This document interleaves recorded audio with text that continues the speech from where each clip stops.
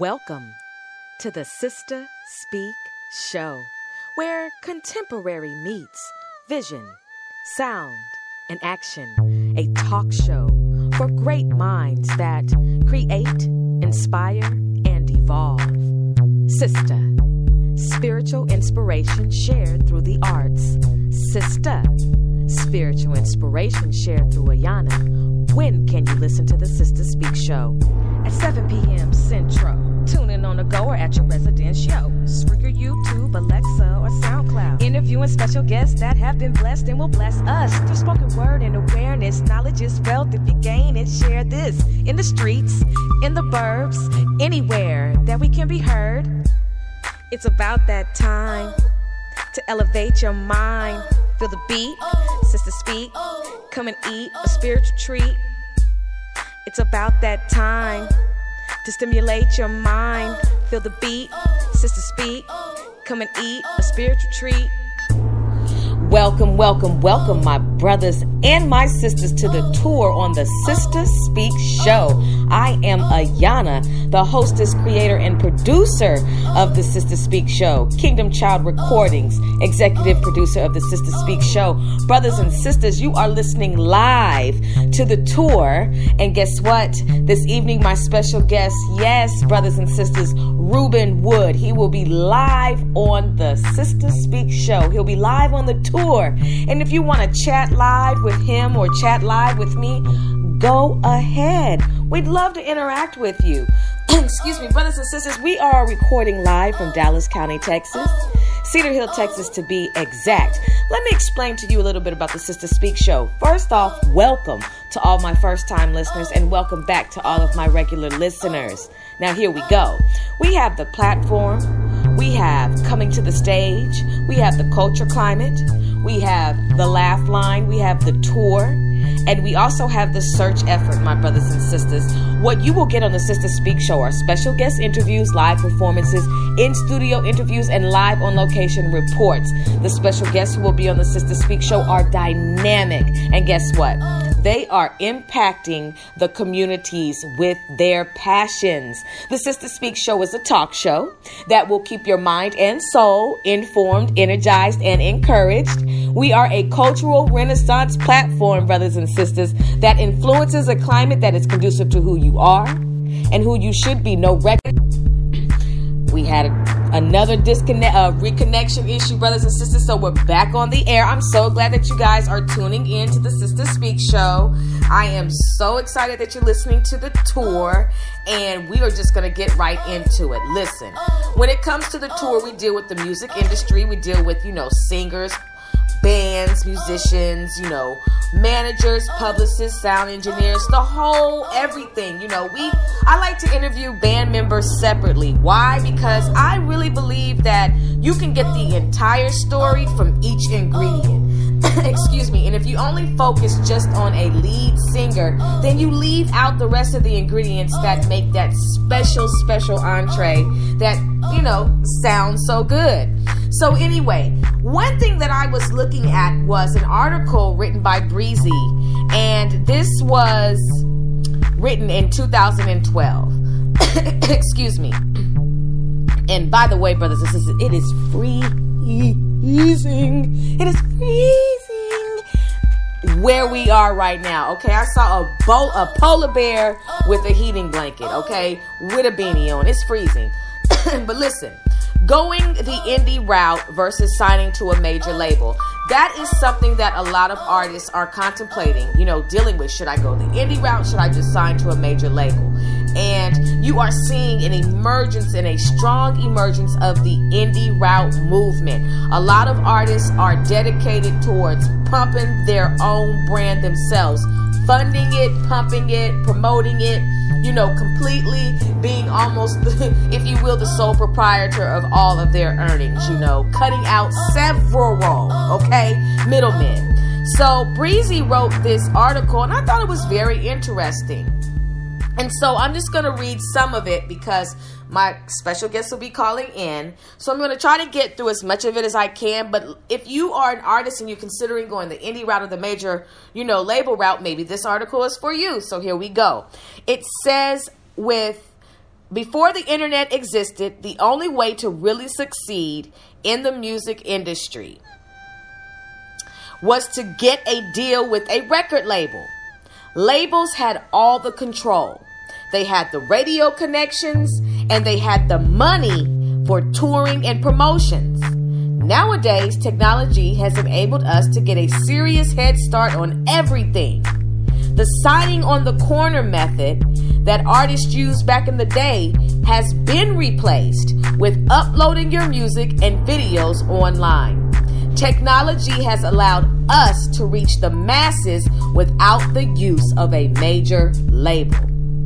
With so many different outlets for artists to succeed independently, the question always arises, do we need a major record label? This is asked every day by thousands of indie artists that are eager to get ahead, but not exactly sure what route is the way to go. When I say indie, I am referring to the other options aside from signing to a major label. This can be a combination of actually starting your own company or label, or even signing to a smaller indie label. In my opinion, they are both pretty much the same thing. It can be argued that many independent labels don't have resources and connections that you can't get on your own.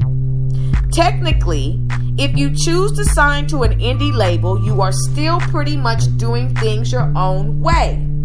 There are a few factors, both positive and negative, that play a huge part in your decision to go indie or major. Allow me to break it down for you. Major label equals major network.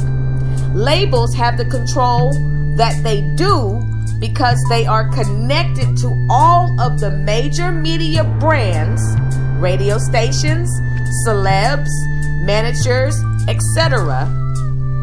Major labels have major reach and influence. Remember, they once had full control of the industry. So of course their network and power is vast. If you sign to a major label, you have a larger network to help launch your career. Some independent labels also have large networks, but in this case, they are usually connected to a major label in some way. A network takes time to build, and many artists don't have a clue on how to reach out and build relationships to help them along the way in their career. Artists mainly focus on the art, but unfortunately, music doesn't market itself. It takes a large network and a lot of promotion to really get your music out there, and this can be very discouraging, which is why most indie artists long to get that major deal. Money. Money is probably the most desirable asset of a major record label. Making music is expensive.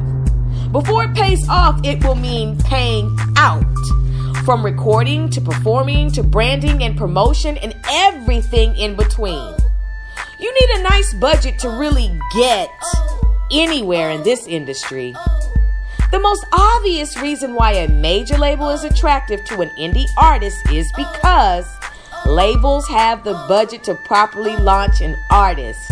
In order to successfully release an album and expect it to have widespread appeal, a significant amount of money must be invested in the release. What artists usually don't realize is that when you sign to a major label, they might give you this big advance and allow you to record in a huge fancy studios, and your single might be all over the radio, but once them royalties start to come in, the artists are now responsible for paying all of that money back. The artist is the last person to get paid. Labels loan you money and expect a nice, hefty return. So what if you release your album and it doesn't do well as everyone expected? How are you going to pay back the label? This happens more than you think. On the other side of things, signing to an indie label or even doing it yourself entirely can be a bit of a struggle. Independent labels don't have the huge budgets that major labels have, and indie artists usually don't have the thousands of dollars to devote to their music careers. However, there are ways of getting around this, like finding it.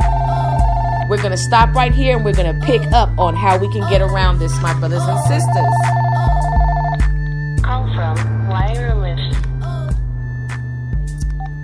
Brothers and sisters, calling in live to the Sister Speak Show is my special guest calling into the tour, Ruben Wood. Let's give this brother a round of applause, my brothers and sisters. And how are you doing, my brother, this evening? I'm doing good. How about yourself? I am doing well, thank you. You know, it is freezing out here in the DFW. I don't know what the weather's like where you are right now, but it's a tad bit cold, but otherwise I'm hanging in there. So what's the weather like where you are? It's just super cold over here in Atlanta too. I know it. And shout out to Atlanta. Thank you for letting this brother be a part of the Sister Speak Show. And I thank you for saying yes to coming on the tour this evening. Yeah, thank you for having me. Oh, no problem. So let's just get right into it. Tell my brothers and sisters what it is that you do and how you are affiliated with the music industry. Well, I'm the owner of Som Network, which comprises of a magazine, a series of other music blogs, also some online radio stations too. And I also do digital marketing and branding for different mainstream artists as well as independent artists.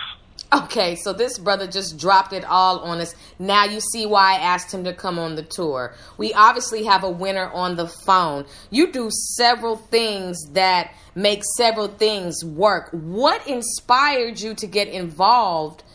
Well, actually, let me just say this. When did your passion ignite to get involved in this industry and then to branch out into these different streams? My whole passion really got started in 2009, just from pretty much Pretty Ricky.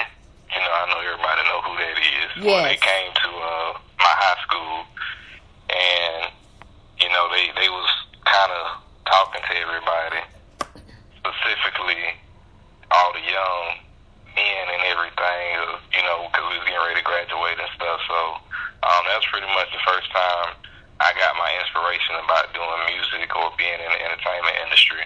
And then after I did graduate, I pretty much dived right into it, just doing music production, working with different people, as well as I was making music back then too, before I even started doing the marketing and branding. And so is this something that is a part of, you know, what your family does as far as, you know, the musical talent, or is this just something that just came with you? I mean, I do have family members that I'm like blood related to that are in the entertainment industry. I ain't gonna say who it is. Yeah. But no, it doesn't. I mean, it don't have anything to do with them because I can't go to them and ask them for a handout or anything. But I mean, really, just my inspiration is self-driven, and I like to do, you know, everything that I do. Right, and I appreciate you sharing that. You know, one thing that a lot of brothers and sisters, you know, they hear the music industry and they only think of one aspect. They think of partying, you know, running into different people, you know, rubbing shoulders and having a great time. What are the challenges of working in the industry? One of the biggest challenges that I don't think is really discussed is to plan for setbacks. Because sometimes, just from my personal experiences of working with different artists, one record may not be received as well as another one will. So when you're getting ready to put out music, just in that little aspect alone, you know, you have to plan for setbacks.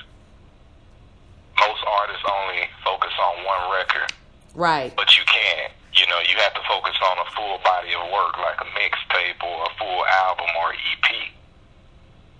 But the single that you may think is that hit may not be the real hit, you know. And another major setback is budgeting, because a lot of, not just artists, but, you know, I feel like as a community of independent entrepreneurs or musicians or whatever it may be, or wherever you're at, a lot of times we don't really realize how significant it is to invest in ourselves as opposed to trying to get it from somebody else. Right. Yeah. No, I totally get it. And so do you know, I was just speaking to the listening audience before you called in, because I came across an article by, I believe this is written by a brother named, his name is Breezy. I'm assuming this might be a male, but the title of the article is Going the Indie Route versus Signing to a Major Label. And so what you just spoke about are some of the things that were mentioned in here. So what I want to do is get your wisdom.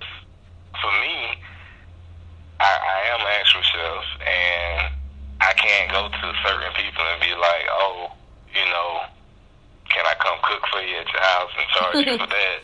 If I'm going to ask them, like, do you need the radio campaign, or do you need the marketing and promotions? Because, you know, you don't want to mix those two. So, I mean, in my instance, sometimes doing so much is kind of a bad thing. But, yeah, I really separate all of that stuff because I own several businesses, and, you know, I pretty much manage them all differently. That's a beautiful thing. And so with you owning several different businesses, how do you balance, you know, your downtime with your always, you know, having to be on the grind? Because, you know, there are a lot of brothers and sisters out there who may want to get into not just one business, but, you know, several, just like yourself. And so they would need the wisdom, they need the inspiration and the encouragement from somebody who's already doing it. So what would be some advice that you would give them when it comes to, you know, yes, you got to grind, but there are some times where, you know, you got to pull back and retreat. So what are some of your, you know, your experiences that you have learned as far as how you manage that? Well, the first thing that I want to definitely say to anybody who's listening and tuned in, get one business off of the ground first before you start another. Definitely. Because, you know, sometimes this is grinding so much, you can be working on too many things at once, and it can mess up your time. Another really important thing is to have good time management skills, which mine was very poor when I first started out. But, yeah, I mean, it's really important to have good time management skills, and just don't, you know, conjoin two businesses in one and let stuff overflow into this one, into that one, because it'll pretty much mess up your system. Because once you get like a good routine, you can have multiple different businesses, because some people, you know, they go to colleges, they have degrees and these different things that they can actually open businesses in. Because I went to college for culinary arts and kitchen management, but I didn't go to, you know, college for the music and entertainment stuff. So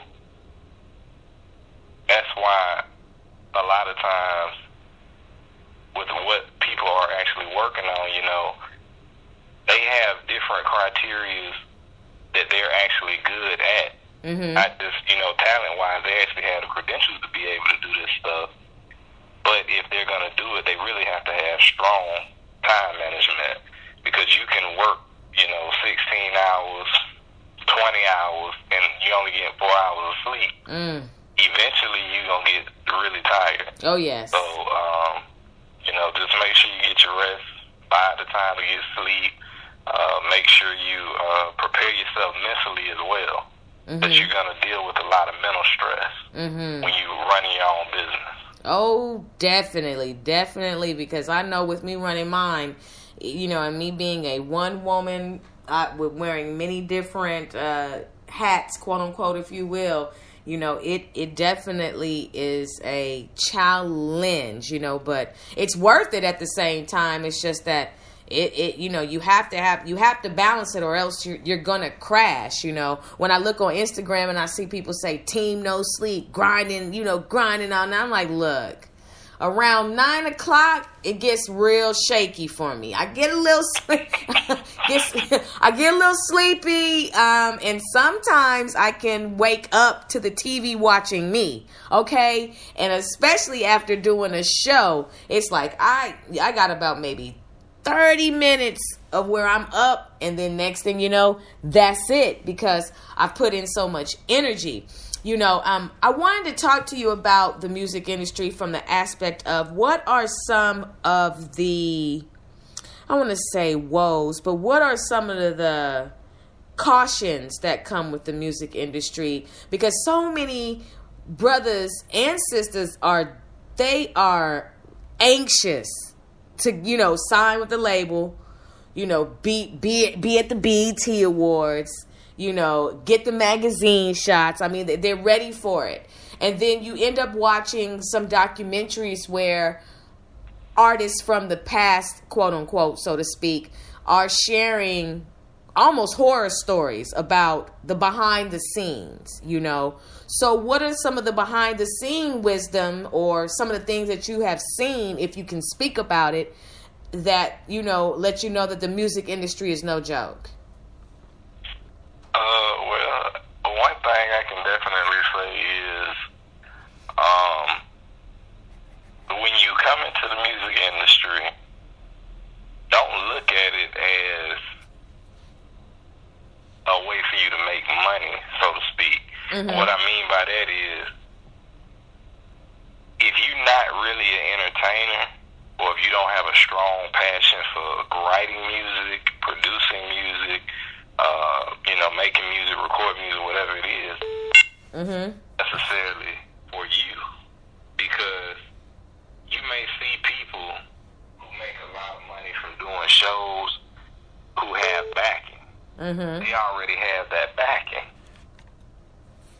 Most of them, they might have came from out of the streets and they was hustling, or other people, they might have wound up finding some investors by other means. So you can't come into the music industry with the same outlook. And I know from personal experiences, if you set your hopes up so high, it can wind up putting you potentially being homeless. Wow. Or where you have nothing at all. And, you know, you got to go back to the 9 to 5 that you left thinking that you were going to get somewhere. No. So the best thing. No, go ahead. No, go ahead. So the best thing I can tell anybody is, like, learn the basics of the business first. And that's not just putting a video on YouTube or, you know, paying for views, or, you know, just putting a song on SoundCloud, or, you know, paying for the fake followers and stuff.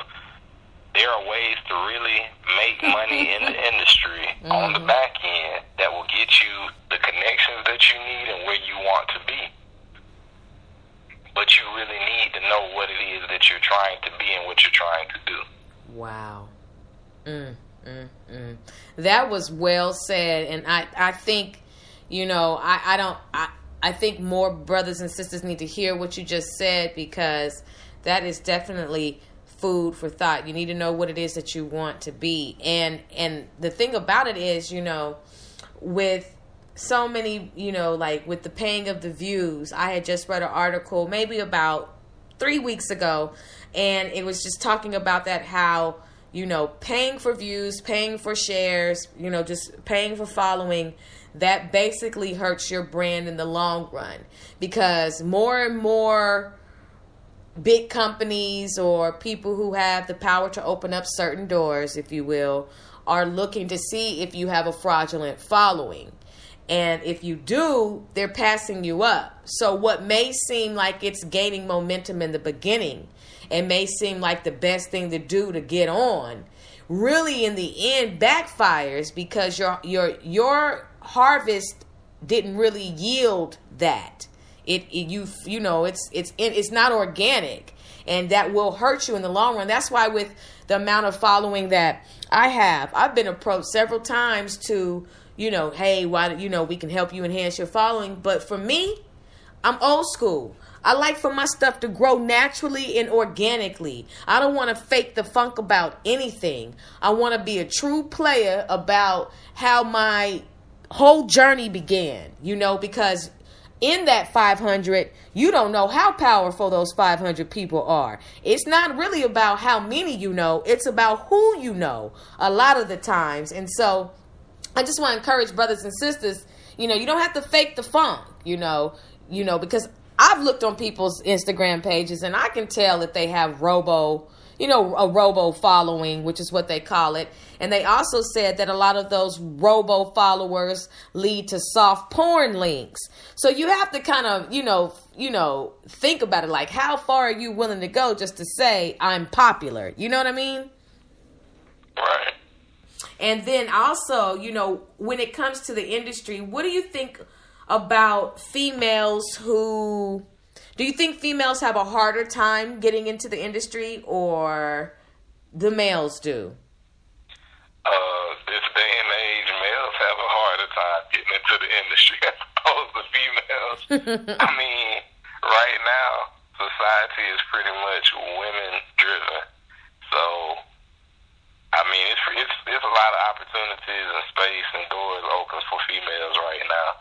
They just pretty much have to take it. But at the same time, I do have to say this, like, if you are taking those opportunities, respect the other women around you and help them to come up, and even respect the men around you and help them come up with you as well. Yes. Don't repeat the same cycle. Yes. Or you will fall from your position too. So. Ooh, you said a lot, because there are some people who are literally allergic to giving a helping hand. You got a connection. You know that you may not fit this particular situation that has come up, but a homegirl that'll definitely, or a homeboy that'll knock it out the park, but you just don't want them to get on before you. So you withhold sharing just because you're intimidated, and I don't know, you just aren't willing to put somebody else on. I can't do that. That's why I have this show. I say it over and over again.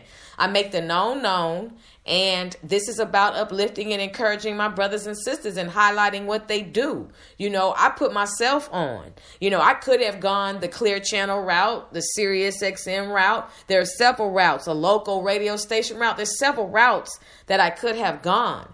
But the independent route allows me to move and groove how I want to groove and do what I want to do. Yeah, the harvest may yield a little slower, but what comes forth is so bountiful in the middle. I can't even say in the end, but in the middle part of this journey, that it's all worth the route that I'm going, because I don't want to compromise this brand and then have to dumb it down to make somebody else feel comfortable, if you kind of know what I mean.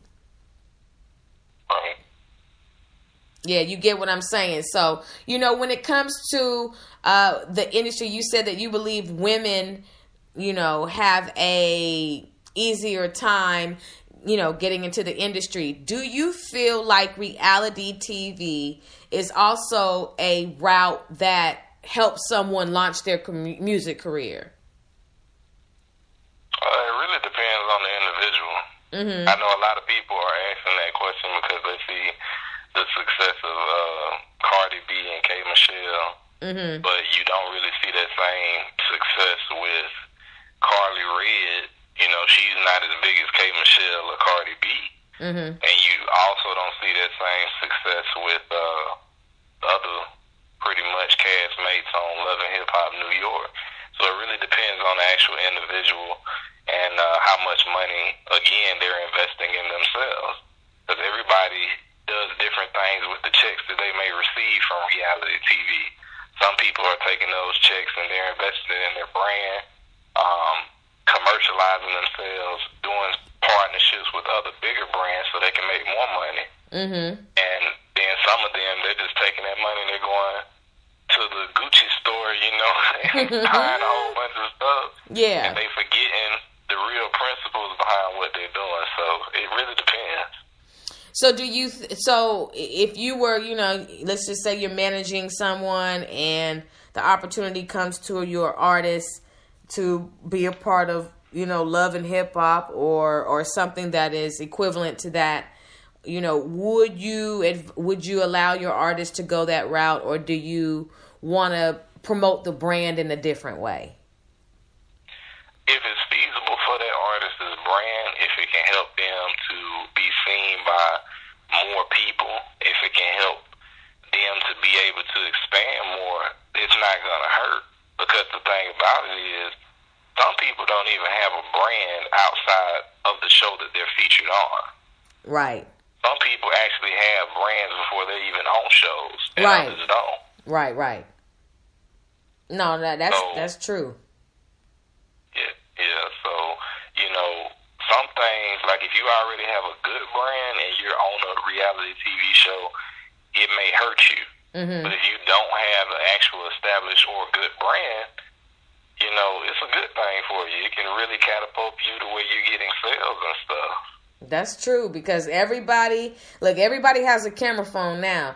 Everybody can go live at any moment, and there are so many people who want that spot. They want to be the next Cardi B. They want to be, I don't know if they want to be the next K. Michelle, but they want to be the next, whoever it is that's on and popping at that time.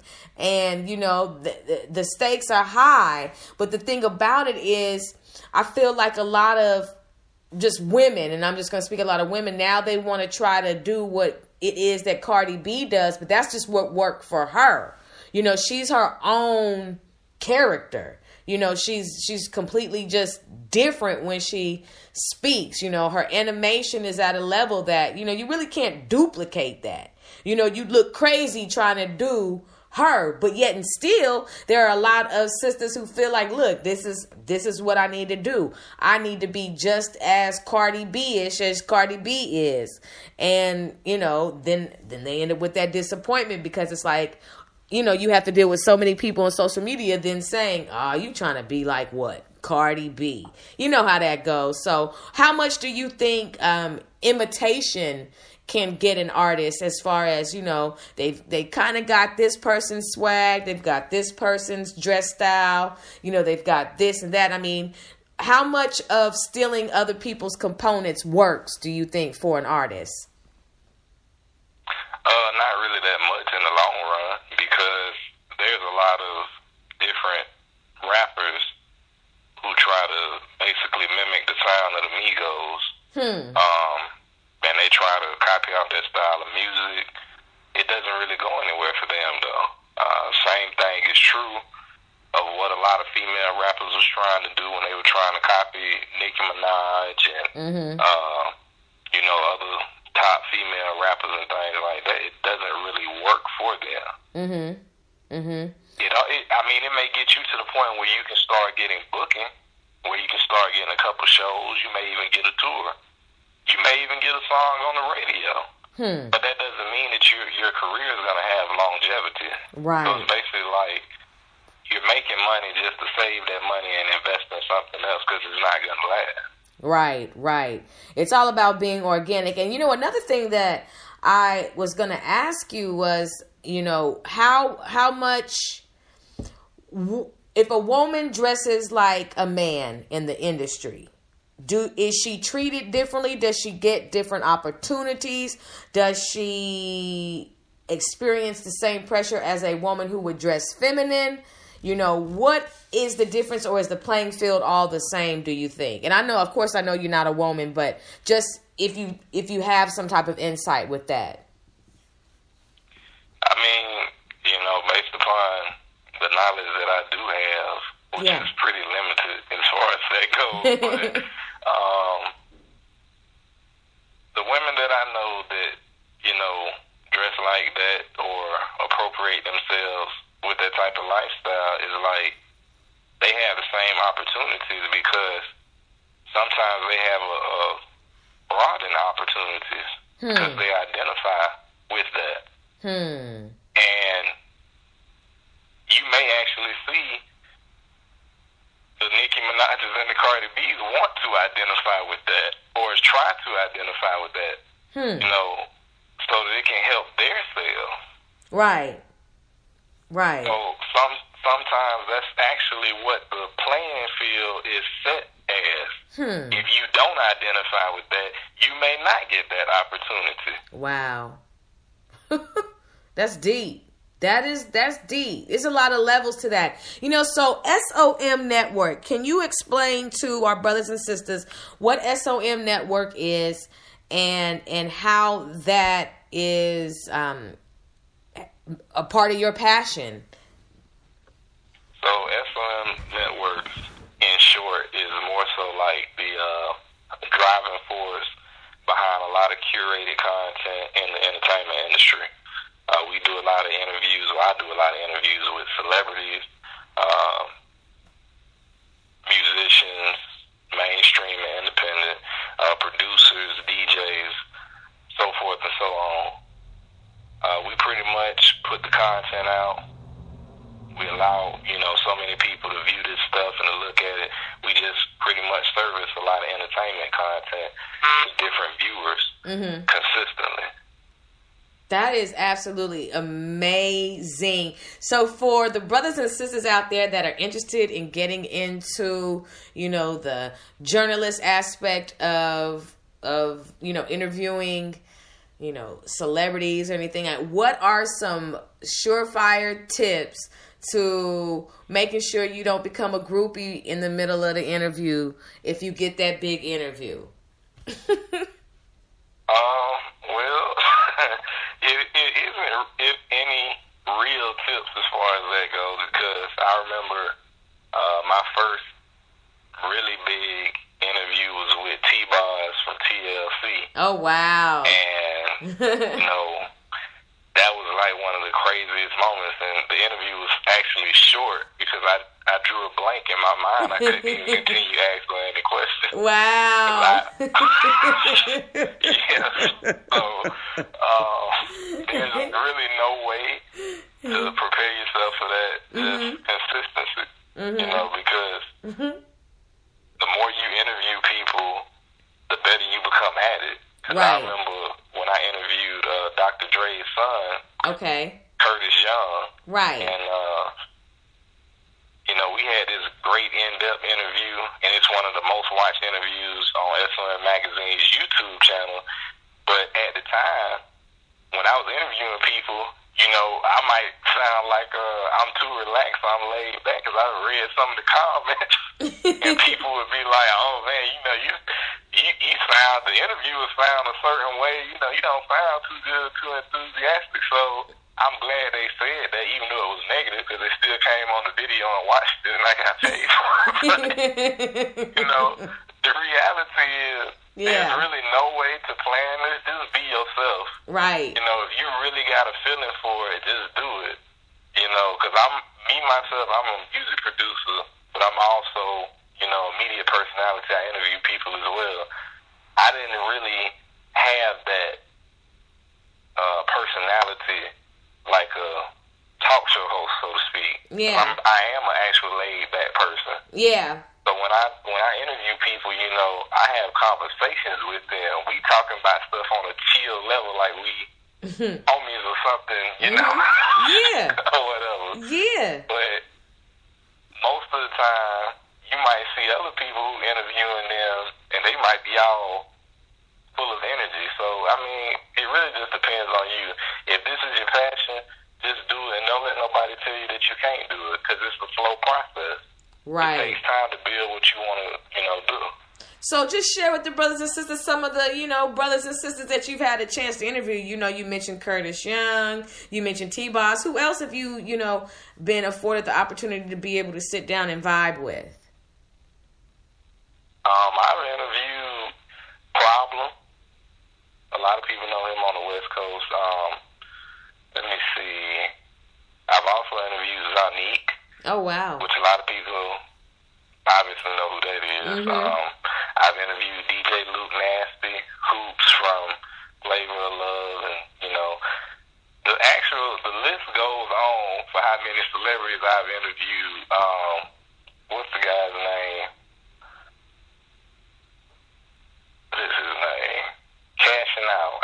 interviewed him. I've interviewed so many celebrities at different events from Sony Digital and so many more.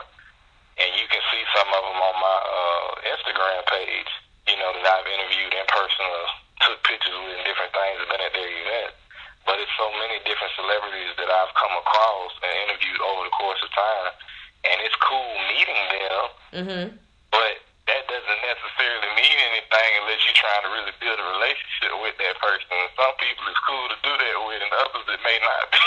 No, I know it. I know exactly what you're saying. Now, that's amazing because, you know, there are brothers and sisters who want to know, like, okay, who have you rubbed shoulders with, you know, and are inspired by what you've done so far. So since you are a music producer, how much time do you spend per track? Like, are you someone who's on the grind when it comes to a track all day, all night?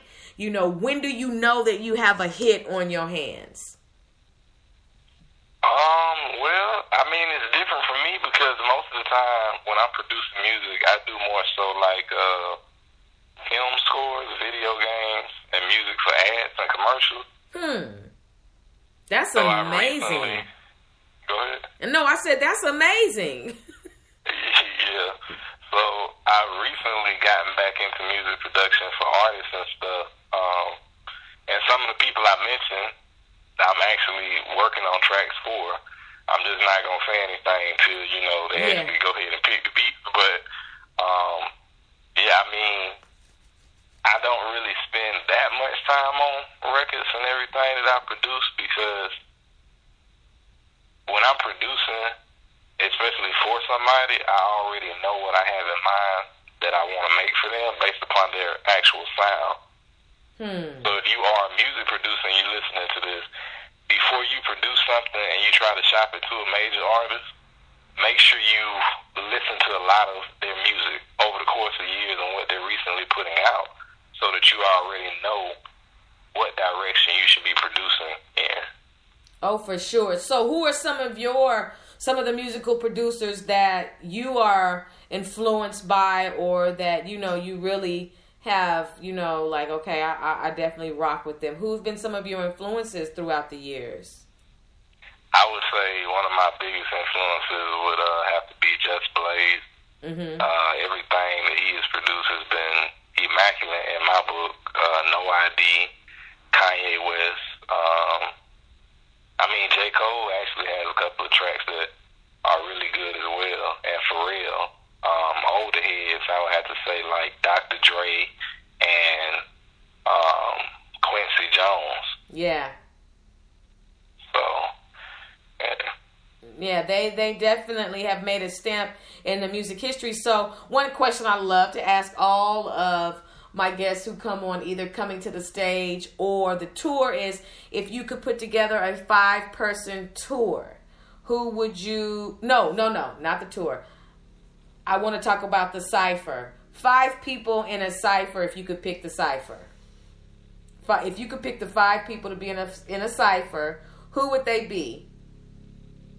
I would have to say, let's see, Eminem, Kanye, J. Cole, Big Sean, and Nas. Okay, so Eminem, Kanye, J. Cole, Big Sean, and Nas. Okay, let's go with the first one. Eminem, why?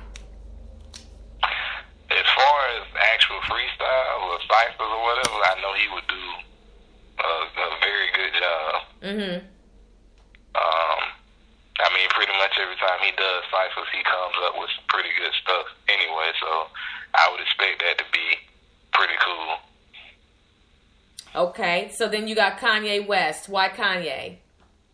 Because a lot of people don't really, like, look at Kanye as a freestyler or somebody who would be in ciphers, even though that's really how he used to be before he became, you know, so big and where he had to get writers and different things like that. He was actually always freestyling, and he would be in a lot of ciphers. So just to put him in that environment again, it would be good to see what he would do. Do you think Kanye West is a lyrical genius?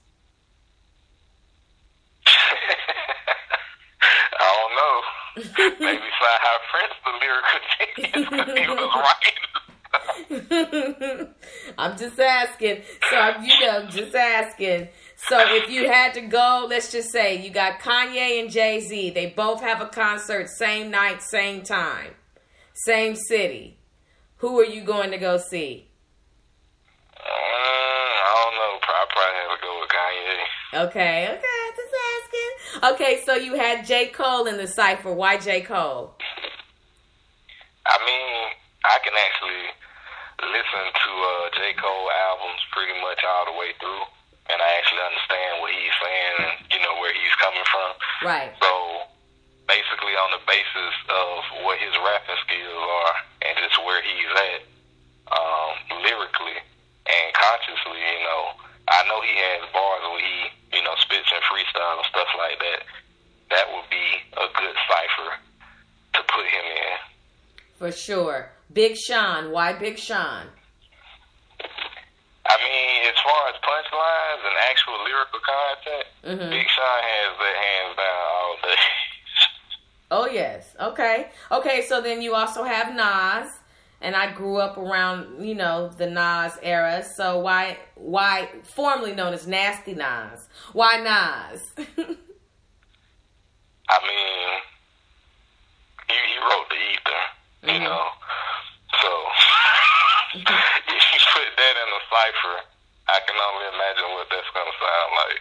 So, because it is Nas we talking about, and he grew up, rapping on street corners and different things around that whole Jay-Z, Biggie, Tupac era. So that's like the OG, putting him in the cipher. So, they always have the hip-hop awards, and they always, have the, hip-hop honors. Who do you think should be next up for hip-hop honors? You've had so many people that they have honored. Who do you think should be next up? I feel like Jay-Z and Nas both need to be honored, because those two are like the last two really of that whole generation is, still relevant on that level, because nobody else could do what Jay-Z and Nas did. I feel like they need to be honored if they haven't already been. And so then, if Tupac and Biggie had not come to an early demise, even though some people think Tupac is in Cuba, and I'm one of them, I'm just not going to lie. But anyway, if they... don't ask me for my reasons tonight, but I just feel like something's a little off, and it could just be me. But anyway, just for the sake of what has been reported, that both of them have, met an early demise, what do you think the music industry would look like today if Tupac and Biggie were alive? What would it look like, and what would it sound like? I mean, as far as what would it look like, you would probably have less white rappers and less white artists. You probably have less older Jewish heads, still with as much label power as they still have, because if they were still around and they did have that actual money or investment, the way, Birdman had, or, the way that some of these other dudes have nowadays, I'm pretty sure J. Cole and Kendrick Lamar, Kanye, and a lot of the rest of them would be signed to them. Yeah. No, I agree, because I was able to meet Biggie Smalls when I was living in Cali, and he came to Tower Records. I went there with my sis Stacy, and we got an opportunity to meet Biggie Smalls, and I thought that was pretty big, especially soon thereafter. He met his early demise and everything. I just feel like, for those two to be taken out the game, you just start to just kind of wonder, like, what was the objective for taking them out the game? Do you think Tupac had too much power? Do you think that he had, and I'm asking you that, do you think he had too much power? And if you do you think that the power that he had was a threat to society in a way that would kind of give us, you know, a surge, you know, a charge to activate and be more vigilant and militant? Well, I mean, I actually talked about this in an article that I published. Okay. Because it was something that somebody whose name goes undisclosed in the entertainment industry had said. He actually talked about a meeting that took place between, you know, different label heads and things like this in the 90s. And that meeting pretty much was, you know, these top labels banding together to push rap music to help fund their jail cells that they were investing in. If people were not a part of that, you know, they had to leave the meeting. And those guys lost their jobs too. Wow. And I mean, I'm not gonna really go into that much. Yeah, no, that's deep. That's deep. That is heavy. For anybody who is actually interested in, you know, reading that whole article, it's in the issue with Problem on the cover, which I think is issue number 4, I want to say, of SOM magazine.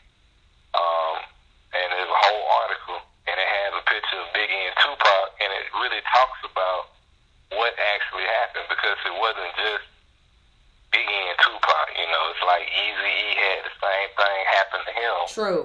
And you know, actually, a lot of people in the rap music game who were more so politically charged and didn't really have, I'm not going to say backing, but I guess that one good friend who could look out for them. Wow. You know, what happened to them? They gone. Right. Wow. It's a cold game. You know, when you're young, you know, you're looking at TV and you're looking at MTV Raps and you're looking at MTV and you're looking at all these music videos and, you know, I want to be a singer, I want to be a dancer, I want to be a rapper. You know, you see all that type of stuff, but you're just absolutely not aware of the other layers. I'm just going to keep saying that, the other layers that are associated with the music industry, because, you know, there are so many different YouTube videos that are out about the Illuminati, that are out about people selling their soul to, you know, get a record deal, you know, the sacrifices that go on, the pedophilia, you know, the wild parties, you know, if you want to be major, then, you know, come through this door and do this thing. You know, people being recorded, doing sexual acts that they would not want anybody to find out about, and then being blackmailed about them. You know, you have to kind of consider what type of industry, or what's really going on with the industry, that at one point when you were younger, you were like, I want to be a singer. But then when you get older and you start doing your research and you start hearing things and seeing things, and, you know, it's just like, you know what? I think I got a horse. I think I got strep throat. I don't think I want to sing anymore. You know, it's just like, you know, I don't want to be a part of that, because you just hear these stories, but there are so many people willing to sacrifice their very morals just to have that record deal. You know what I mean? Right. Yeah, it's a crazy game. Have you ever been able to interview anybody where the conversation got to that level, where you know, you got to talk about the Illuminati, or, you know, selling your soul, or is that something that's kind of like a hush-hush conversation? I mean, really, to be honest with you, I try to stay away from that because of the fact that sometimes when you talk about certain things like that, you know, or you like try to bring that into a conversation, the artist may talk about it, but their PR doesn't want them to talk about it, or their manager or person at the label doesn't want them to talk about that. But they actually may talk about it, but you have to think about yourself in that instance, like, what position are you putting yourself in? Because, you know, you can walk around with a target on your back for saying certain things as well. And that's the sad reality, not just of this industry, but also of this, you know, the world that we live in as well. So I personally stay away from that topic because I know certain things about certain people. But, you know, that's their business. That's not for me to say at all, pretty much, you know, because that's not me. That's not my life. That's their life. Right. But, yeah, I mean, it's a lot of people that do a lot of different things, and it causes a lot of different mental problems. Yes. You know, a lot of different psychological problems, and it's because of what's going on in their everyday life, right, what they did to get to where they're at. Right. A lot of people had to go through a lot of dark times and dark places to get to where they're at, where you see them on TV screens or, you know, at these award shows. Not everybody, but some people, yeah, they did. Yeah. Yeah, now I thank you for sharing that. So what is the future for SOM Network, and, you know, what do you have coming up next as far as your brand is concerned? What's next for Ruben Wood? Well, as far as for SOM Network, we're currently taking new clients. We have a lot of stuff in the works for branding and marketing and advertising. And we also will be working with a lot of different major brands and corporations and things like that for the 2018 year. So we're just pretty much putting out more content.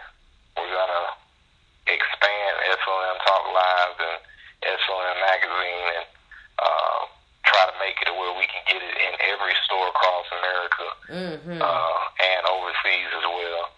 And, I mean, as far as for me, myself, I guess you just have to wait and see because I can't talk about what I feel with me.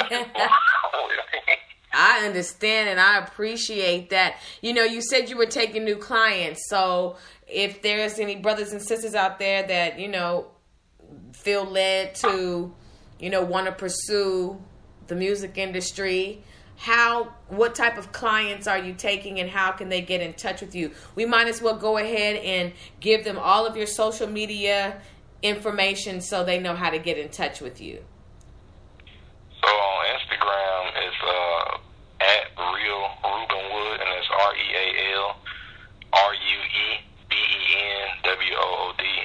Same thing on Facebook. On Twitter is X, the letter X, Ruben Wood, and that's RubenWood. As far as this website, you can just go to RubenWood.com, and if you scroll over the tab, let me see what tab it is. I think it's work or something like that, and you'll see the media, and it'll take you to SOM Network. So you can just go to SOMNetworks.com and just fill out the form. Let us know what industry you're in, and we can see how we can help you. And so do they have to make, is there a payment involved, or what can they expect from the services that your network will provide for them if they, match what you're looking for as far as wanting to represent? Yes, there is a budget constraint, because we can't work for free. Right. But, basically it's built around the client budget. What they can expect is we do promotions of, social media engagement and everything, but we also help you to get paid from your social media as well, from different brands and things like that. Also, we work with different, up-and-coming actors, actresses, models, and, musicians and things like that. We don't really work with too many producers. We do work with some DJs, getting them booked as well. But that's pretty much what the basis is on entertainment side. Now, if you have a small business or something like that, you're looking for advertisement, or you're looking to expand your reach and gain more customers, we also help with that too. You know what? I know there was another reason why I had you on the Sister Speak show, because it looks like you provide some services that I could use myself, my brother. I'm just like listening. I'm like, wait a minute. Well, now wait a minute again. This brother is speaking all of my languages this evening. And so do you only deal with people who are in the ATL, or is it something that's, you know, all over, or what? No, we work with people internationally, so it doesn't matter where you're at. We'll still work with you. And when we have proven results, you know. So we're currently right now working on our new media kit for Som Network, so we can pretty much show and tell everybody so they can see what we've done over the years. But we're working with consistently a lot of top brands all the time, bringing them, you know, new customers, new consumers and stuff. We just did a social media campaign for the NFL. So congratulations.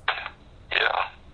Oh, wow. Okay, well, see, what could you do for somebody like the Sister Speak show? What could you do for a podcaster like me? I do voiceover work. You know, like, what could SOM offer for someone who's going down the road that I am? I mean, we could offer branding services for you to get you more listeners. I don't know what you want to do as far as syndication, but we could also help with that. And we can definitely help with engagement and building some sponsorships and advertisers to come to your show. Okay, yeah, I'm definitely going to be contacting you. And I am syndicated on Amazon Alexa, but I understand the syndication that you're talking about, and I want that as well. Brothers and sisters, I don't know about you, but I plan on contacting this brother outside of just, you know, dealing with this interview this evening. He's a blessing. He has the connections, and he has been doing this for a long time. That's why I asked him to come on the tour, because like I said before, when I checked out his Instagram page and I saw all of what he does, I was like, this brother has it going on. And I told you that on the tour, you know, we cover several different aspects of the music industry. And he is several aspects within himself of the music industry. And that's where we applaud him. And that's where we salute him for all of the hard work that you have been doing so far to give back to the community, to help people grow, to expand brands, to make people go from local to national to international. Like, we really applaud you here on the tour for everything that you're doing and have done as far as, you know, serving our brothers and sisters and helping people get on, because that's what it's about. And so, like I said, I plan on contacting you, Ruben, and I plan on having the coins available so we can do what we need to do. Because, you know, you run across a lot of people who say that they do what you do, but you don't know if your money's gonna be taken. You don't know if, you know, what you can run into, because some people are apprehensive, and sometimes, you know, people may have had a traumatic, you know, situation. So I am grateful because you came on the show, and I feel comfortable with what you do and how you do it. So I'm ready to grow in a way that is, you know, that I know I would need help growing in. And so thank you for the services that you provide, because, you know, each one, reach one, teach one. And that's what it's about. You know what I'm saying? All right, I agree with you. I know you're like, she got energy for days, and I'm real chill, and she is on 23 and I'm on 3, and that's all right, because that is the balance. I have energy coming out the gate. I'm telling you, at 6 in the morning, Ruben, I pop up like toast. I'm ready for the day, okay? That's just what it is. Whereas my husband, you and my husband kind of have like the same type of personality. He's more chill, more laid back. I'm more like rah, rah, rah, sis, kumbaya. You know what I'm saying? Yeah, there's nothing wrong with that either. Oh my gosh. I really appreciate you coming on the Sister Speak show. So you've already shared everybody your Instagram and all of your other social media information. You shared what you do and the services that you provide. And we really appreciate that. Is there any type of wisdom that you want to leave with the brothers and sisters before we get off the phone? Yeah, I can't stress this enough to everybody that is tuned in. Invest in yourself, invest in your dreams. If you're working a 9 to 5, make sure you set aside at least $20 to $25, every time you get paid. If not, if you have more that you can, set that aside. Take that budget eventually, buy some stocks, buy some cryptocurrency if you know how to and you don't want to get ripped off. And invest it in starting a business so that you can pass that on to a different generation. Well said and so true. Brothers and sisters, you heard it from Ruben Wood, and we can just put a stamp on that because we see that he is definitely making major moves. And that's what we want to do. We want to make major moves. I'm so grateful that you came on the Sister Speak show. Did you have a good time on the Sister Speak show? Yeah, I did, and thank you again for having me. Oh, well, I thank you for accepting, and, I do want you to come back on the Sister Speak show again. I got a few segments on my show, so it may not be the tour, it may be something else. You may come back and teach us how to cook. Yeah, I can do that too. Yeah, some people need it, especially the brothers. The brothers need to know how to cook. And I'm not trying to be rude to the brothers and the sisters too. Okay, the brothers and the sisters, some of them, they need to learn how to cook. And, that's just what we do. We provide several services on the Sister Speak show. So we don't know what we might have you on, but we definitely want to have you back on the Sister Speak show. And what I will do also is send you a copy of the Sister Speak show in your direct message. Now, it did reconnect twice because we've been experiencing just a little bit technical difficulties. So you may see 2 links to the show, but nevertheless, click on the link, share the links, put that up, let everybody hear it. And I just really appreciate you coming on the show. I'm excited, Ruben, because I am going to contact you about my brand. Okay, I look forward to working with you. I look forward to working with you too. So this is something that is absolutely miraculous for me because I was just speaking to my husband about I want to meet somebody who can do certain things and help me with certain things, but I'm very cautious about making the wrong mistake when it comes to partnering with somebody or having somebody help me with my future, my life, my journey, my baby, my brand. So I really feel comfortable with this conversation, and I look forward to working with you too. I hope that you stay warm in ATL, Georgia, and that you continue to be successful and that you continue to impact the communities and that you continue to help other people be successful. I am so grateful that I got an opportunity to meet you this evening. Okay. And like I say, again, thank you for having me on the show. This is, an amazing opportunity, and everybody who is tuned in and listening, thank you for listening to begin with, and I'll definitely be sharing this to everybody who follows me. Perfect, perfect, perfect. Okay, Ruben, I thank you for calling into the Sister Speak show, and I will talk with you later. All right. Okay. Brothers and sisters, let's give it up for Ruben Wood.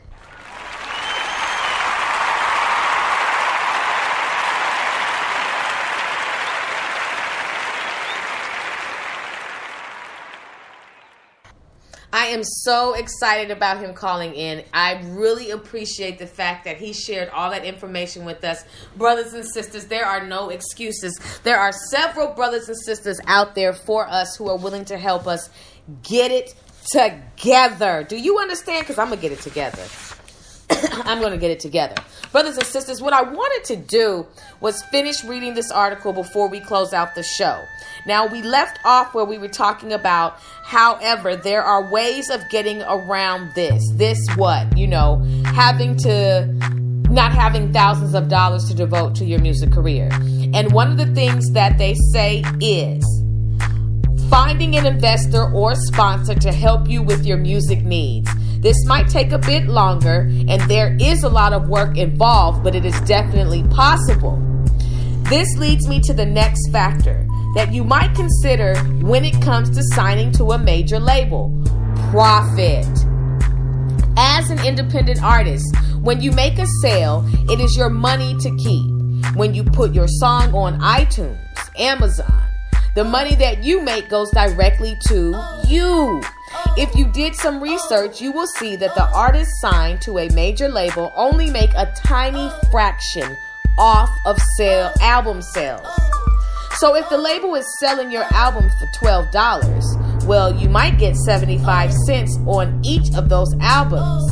Why is this? It is because the label spent the money on getting the best, most popular producers, recording in the most expensive studios, plus spend thousands and thousands of dollars on promotion. And don't forget, you also have to pay your manager and all of the legal fees. You must pay all of that back before you see a profit. The only thing that gives the artist any leverage is previous sales before you were signed. Brothers and sisters, that's heavy. The next part of this article is control. And by the way, my brothers and sisters, you are still listening live to the tour on the Sister Speak Show. My special guest this evening was Ruben Wood. If you are just now tuning in, I'm reading an article written by Breezy called Going the Indie Route versus Signing a Major Label. Now we're on the topic of control. Control is a major issue.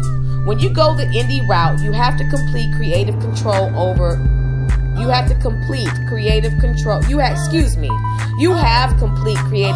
over your music. Your record, you can record whatever song you want, feature whoever you want, add whatever final touches your heart desires. Let me start from the beginning because I know I butchered that, okay? Control is a major issue. When you go the indie route, you have complete creative control over your music. You can record whatever song you want, feature whoever you want, add whatever final touches you want. And you can pretty much make your own schedule. And you can perform wherever you want. Okay? It says that independent artists have control of their career. The closer you get to a label, the less control you have. This is a part of the reason why it is better to build a network and gain fans yourself. Because then once a label approaches you, they can see that you have already been successful doing things your way, which will allow you to have more say in what you contract with the label. One thing that is lacking with major labels is personal relationships. With all of the changes going on in the music industry, major labels have sort of a revolving door. Major labels have laid off most of their staff in the last few years. This means that when you sign to a major label, that one person that originally fell in love with your music might actually be gone forever before you even get a chance to release your album. This now leaves you fighting for attention from the label and can result in you not being able to even release your music. Because indie labels have smaller staffs and smaller rosters, it is easier for musicians to develop a close relationship with the people working on their record. They sign you because they love your music and believe in your music and your brand. Going the indie route, you can connect more with your fans and build a close relationship with those that you choose to work with. Signing to a major label leaves you with less control. Major labels look at you more as a dollar sign, while indie labels care more about the artists themselves. There has been a huge change in the music industry. While I'm not against signing to a major label, I am simply stating that artists need to get out of that old mindset of, I have to get signed to a major label to make money doing what I love. Your main focus should not be to release as much music as possible and to find that one person that is going to get you signed and all of your dreams will come true. That is not a way to go about your music career. The music industry has changed. Therefore, your approach must change with it. Labels do not like the change because they now have what? Less control. As an artist, you should embrace this change because it allows you to build your empire without a label, and therefore gives you as much control and therefore gives you much more control of your career. Most labels won't even consider a new artist unless they have a proven track record of consistent performances and record sales on their own. Record labels can no longer take a risk on launching a new artist that has no fan base. If you do not want to eventually get signed to a label, that's fine. Just don't let your main priority to be finding a label contact. All that will do is give you access to a 360 deal where your label has full control and makes a percentage of everything you do. Okay? That sounds like a little pimping and a little hoeing. You as an artist must take things into your own hands. Don't let a major label be your focus. Let building your network, strengthening your relationships, and perfecting your craft be your focus.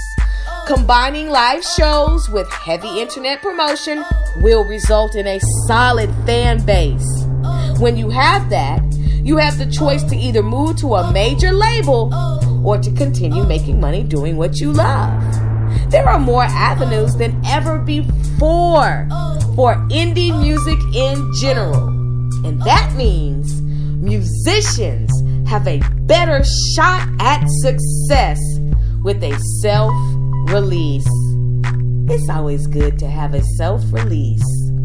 Go out there, brothers and sisters, and build solid relationships. In a few years' time, you can definitely reach a lot of people. Oh, brothers and sisters, I just read 4 pages of some really solid information. Written by Breezy, going the indie route versus signing to a major label. I want to encourage you, brothers and sisters, to do your due diligence. We don't go dumb on this show. We go wisdom. And since we go wisdom, we provide as much information as we can and as much research as we can so you don't walk into a wall. So you don't run into a brick wall. So you don't have to run, out of the recording studio, grabbing your clothes because somebody to try to take you down because all you wanted to do was just come in there and sing. You wanted to sing your whole life. Now you done got caught up in this label and it's not anything that you thought it would be. I'm trying to tell you, brothers and sisters, so many people are hungry and thirsty. Okay? Have you ever been hungry and thirsty? When you're hungry and thirsty, sometimes you may do desperate things. You may cook too fast. You may eat the wrong things. You could choke, trying to replenish your body. There's a lot of things that can go wrong when you're hungry and thirsty. Take, for example, Naked and Afraid. You go on Naked and Afraid, you get hungry and thirsty. Next thing you know, you drinking, all that stanky, still stagnant water, that has several, diseases in it. It's the local bathroom for all of the wildlife, but that's the only water hole you could find, and you're going to drink it because you were thirsty. You didn't want to take time to build a fire so then you could boil the water, try to purify it to the best of your ability. There are just other options. But when you're desperate, you may eat a big mule worm out of a tree because you're hungry. I'm just telling you. So likewise, you may, sign to a record label. You don't want to sign to a record label or, get a manager that is shady. And sometimes when you're desperate, you may make a desperate decision that may end up, taking years to bounce back from. It shouldn't be that you're so talented that everybody eats off of you and you're the last one to eat. Okay? That's not how it should go. That's pimping. Okay? And nobody likes to be a hoe. Well, some people do, but you shouldn't. and so you don't want to get involved in an industry where you don't know what you're doing. Watch Unsung. Look at the documentaries of people who talk about the ins and outs of the music industry and how it went left and how it went right. The highlights and the lowlights, You don't want to have to be giving oral sex, for just to get a contract. Okay? You don't want to have to spread your legs and fornicate just for a contract. Okay? You don't want to be in uncompromising positions just for a contract, just to say you singing somewhere, just to see your name in lights, just to have everybody showing up and chanting your name. One thing that we have to realize, you will go a lot further in life, brothers and sisters, if you stop trying to want to be famous. What? I want to be famous. You shouldn't. See, when I read the Bible and I read that the Most High God's Son's fame is known to all throughout the land, how can you contend with that? Now, that's very deep. And some of you may say, oh, you're going too deep. I'm sorry that you're having trouble swimming this evening, brothers and sisters. I'm not trying to be rude, but you got to think with me. If you're trying to be famous, you've already failed. Because no one can ever be as famous as he is. Okay? So I can understand, wanting to sing and wanting to share your passions with the world. But if your goal is to be famous, you're going to encounter that demon. You're going to encounter several demons. Okay? Vanity is a mother. Okay? And a single mother at that. It's real. So brothers and sisters, as you get ready to gear off, as you get ready to record, as you get ready to, book that studio time, as you get really ready to build your brand, I just want to encourage you not to sell yourselves too short. And I don't want you to sell out just to get a record label. I don't want you to go that route. I don't want to see you out there, because you got chewed and spit out by an industry that you weren't ready to handle.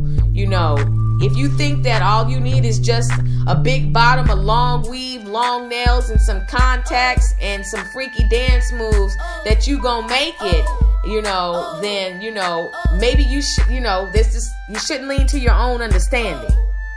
Okay? Brothers, it's no joke walking into that industry. Be careful.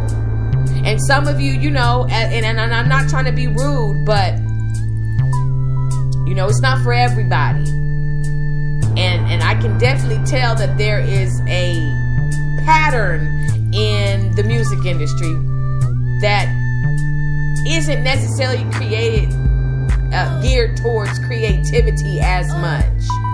Isn't really geared towards being talented. What's the agenda? Oh, we know what the agenda is. So what's in your listening palette? What are you listening to, brothers and sisters, today? I hope you are listening to the Sister Speak Show continuously.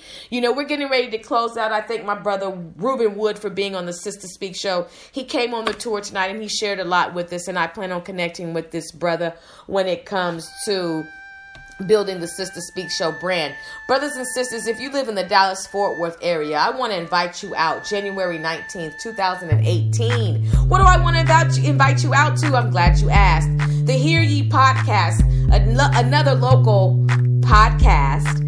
These two sisters are putting on a game night, and it's called the Bones and Bubbly Game Night from 7 p.m. to 12 a.m. January 19, 2018. Sounds by DJ Don. Win prizes and play games while kicking it with your favorite DFW podcast. Tickets are $10 at eventbrite.com. For more information, you can email the Hear Ye podcast at hearyepodcast@gmail.com. And I'm going to be giving away free tickets. I have 6 free tickets to give away. So if you live in the Dallas area, or if you just got coins like that and you want to, come up in your little jet and fly out to Irving, California, January 19th, we'd love to see you in the building. I'm giving away free tickets. How can you win?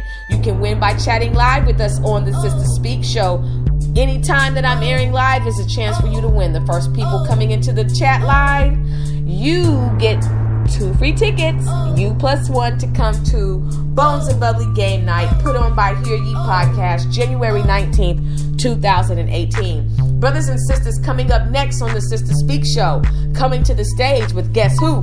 LB the Poet. That's right, coming to the stage. For those of you who are listening live for the first time, we highlight spoken word artists, poet, poetess, actors, actresses, film directors, script writers.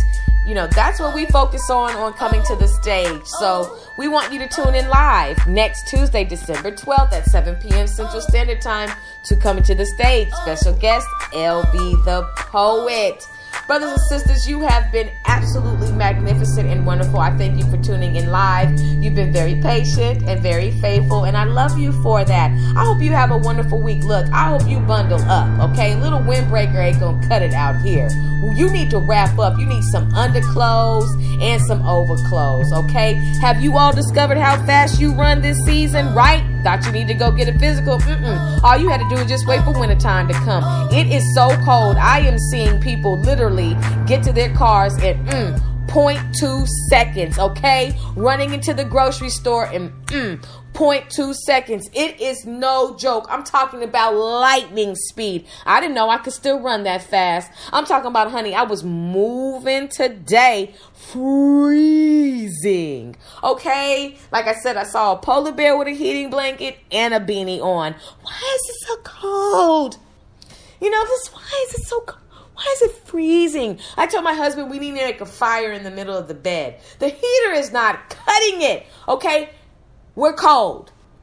So I need you, brothers and sisters, to warm up. But also, look, for everybody who's cranking up your heater, I might as well tell you this. It's not like you don't already know it, but I'm just going to tell you. Look, make sure you get your heater checked. You got to make sure the wiring is good and everything is all right, because you don't want that carbon dioxide screeping off into your house. Screeping off. What is screeping off, Ayana?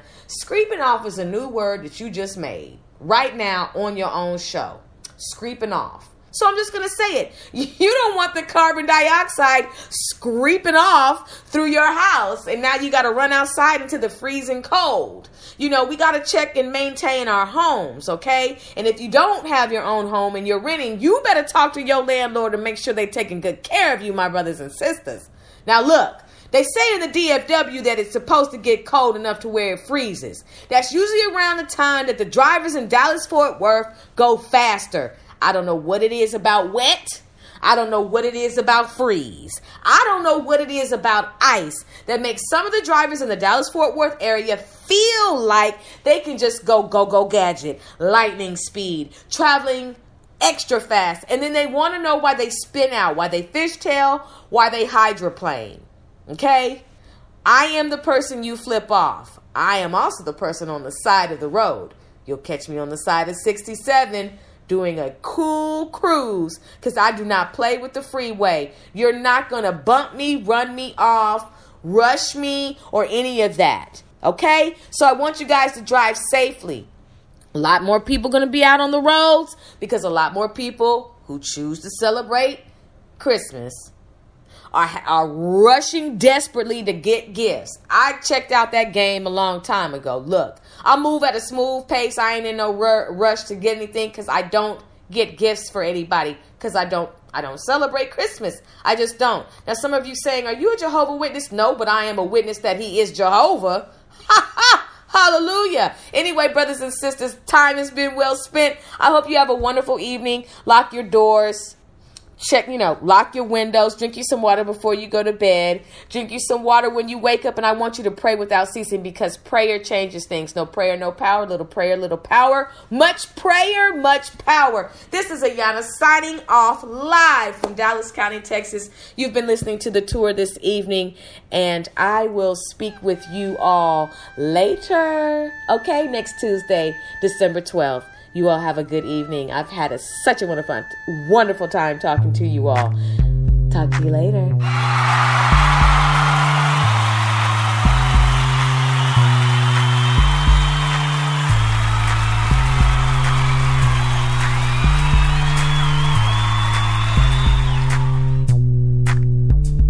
Now, Now check out this funky beat by Kingdom Child Recordings just a little bit, and then we're going to sign off.